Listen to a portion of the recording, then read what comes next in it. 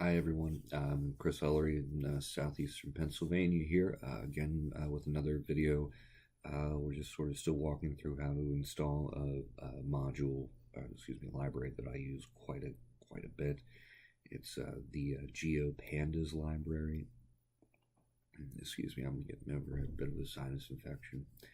The Geopandas library basically allows you to work with geospatial data within a tabular data format similar to Pandas, and then allows you to perform some of the same stuff that you saw I did on the tax calculator workbook from the other week, but we can take those numbers and apply spatial data to them, which we'll get into the next video. But for now, I just wanted to give you a brief summary of how to install Geopandas, because it is a little bit more involved than some of the other libraries that we have downloaded before. It is still a pip install, but there's dependencies.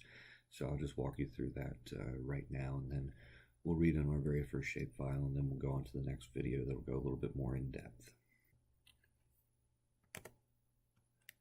Okay. So first off, so what is Geopandas? It's an open source project that expands on the Pandas data types to allow you to read, edit, and write spatial data. Geopandas uses existing functions within the Pandas library, as well as a few of its own unique functions that make GIS data work fairly simple and straightforward. The dependencies which you see here are listed below. This is a load order suggested by a guy that I work with. So basically, you'll see here Geopandas at the very end, and what you want to do is run a pip install of each of these. Now, as far as from what I understood from what he said, his install went pretty straightforward. Just pip install all these. He didn't need to do. I didn't need to go to the binary files, which I'm going to show you now, but I am linking that here. Basically, if pip install seems to not work for you, I think numpy should be fine. GDAL probably. In fact, I think I had some problem maybe with pyproj here. But what you want to do is just click on this link here, which I have in the comments, and that takes you to the unofficial Windows binary for Python extension packages, University of California, Irvine, and basically you just find whichever one didn't work, and let's just say it was pyproj, pyproj. There we go. So you'd go down here, the CP3727, so that's your Python version, so it's 2.7.3 through 3.7. I had 3.6, so I would have downloaded that one, put it into your downloads folder, and then whenever you do the pip install, once you've downloaded a binary file, what you're going to do is you're going to have your command prompt up. Actually, I'll just go ahead and do this here real quick. CD, I believe mine was downloads and py. Yes, there we go. Oh, I'll show you how it's going to look. Pip install. And then it's going to tell me it's already meet the requirements here, probably. I hope. Yeah. Okay. So basically, as I've moved the directory, the working directory, to the downloads folder where I put the wheel file, and then I did pip install. I started typing out the name of the wheel package, and then hit tabbed autocomplete, found the one I wanted, pip install, and there you go. Now, whenever you go to reinstall, or whenever you go to install, Geopandas, or really if you're going to go install the very next module, regardless of what it is, you should probably just go cd back to your main directory so that you don't have any issues there. Let me just go ahead and minimize this here, because there's a couple of other things I wanted to show you. So yeah, once you have this all done, eventually Geopandas will be installed.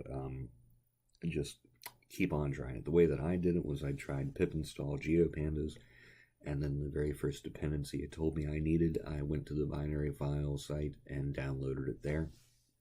whenever, you know, I just kept doing that until Geopandas installed. And at some point, this was a long time ago, I believe that it was at this point that I had that's whenever I downloaded the C++ Visual Studios thing that I had you guys download at the beginning of the series here. So once you have that data, what you're really going to need are some shape files to work with. And I've got a few links here. What we'll be working with is primarily one from the Pennsylvania data portal, data.pa.gov, which I have over here. And you can, this is a great site if you're in, you know, Pennsylvania and you want to try and find some related state data. I think it's a part of the Department of State is still putting together a lot more data on this website. So I think it's only been in place for a few years now, and it's not completely comprehensive, but it does have a map of boundaries. So, you know, what we're going to be working on is specifically that, and you would download that, put it into your directory. It's going to download as a zip file, and then you're just going to use it from there. Now, that's, of course, one option. This is also the census file, census shape file directory, the tiger line shape files, and you can use this to download pretty much every map you'd ever want is here, so long as there's some kind of federal data collected for it. This is school districts, states and equivalent, state legislative districts, Sabario, that's usually, I think that's Puerto Rico. Urban areas, zip code, tabulation areas, there's a whole lot here. And this is a pretty great resource for you. And, oh yes, right. Now this is the opendatanetwork.com, and it's run through Socrata. Socrata runs the PA and several other states' websites. And so you can actually, if you're not in Pennsylvania, let's see, your municipal boundaries, Pennsylvania, this should, yep, data.pa.gov. This will send us, I think, right to the same page. So you can pretty much get the exact same information that you want through here, but also, you know, whatever state you're in, you give a search so you can find an equivalent map. And then there's Census Reporter. This is especially nice because it allows you to download the census data with a map.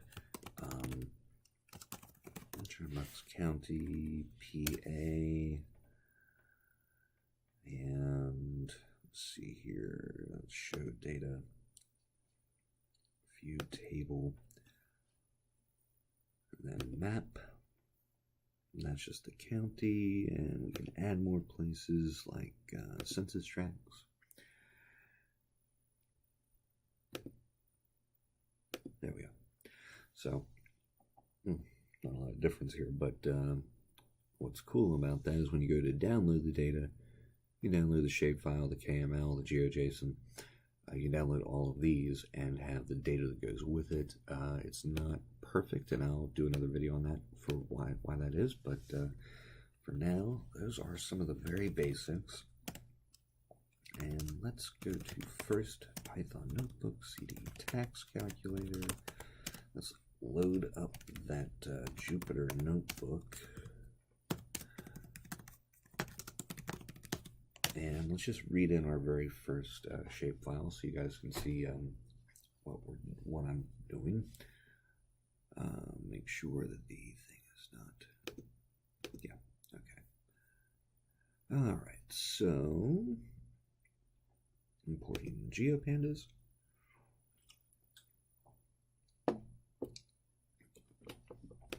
I like to load in these libraries all at once, whatever, especially when I'm just playing around with something, because usually Pandas, NumPy, Geopandas together, if I need to change something in the data, maybe I need to use a NumPy element in there, or you know, It's just helpful to already just have it in there and ready to go. And you'll probably see some of that as we go forward. But for now, we're just going to load in this one map here. So let me import the libraries. And I think this is actually a much larger map, but oh no, okay, yeah, that's it.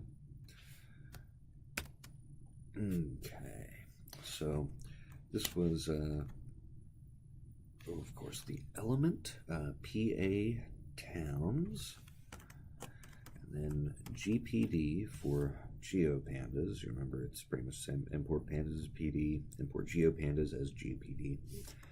Dot read file, and that is the file path for our map. And just a quick thing about shapefiles, you'll notice a shapefile is never just one file.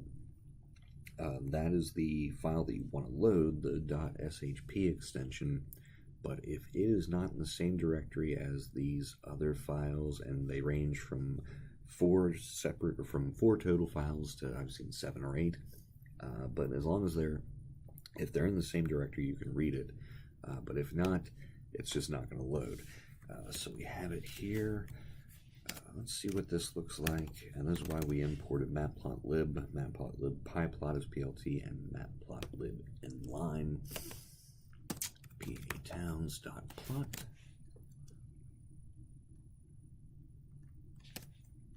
And there's your map.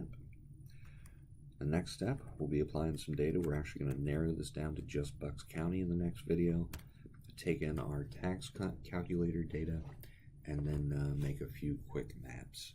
And then I'll be able to move on to some other projects here. Thanks for watching, guys.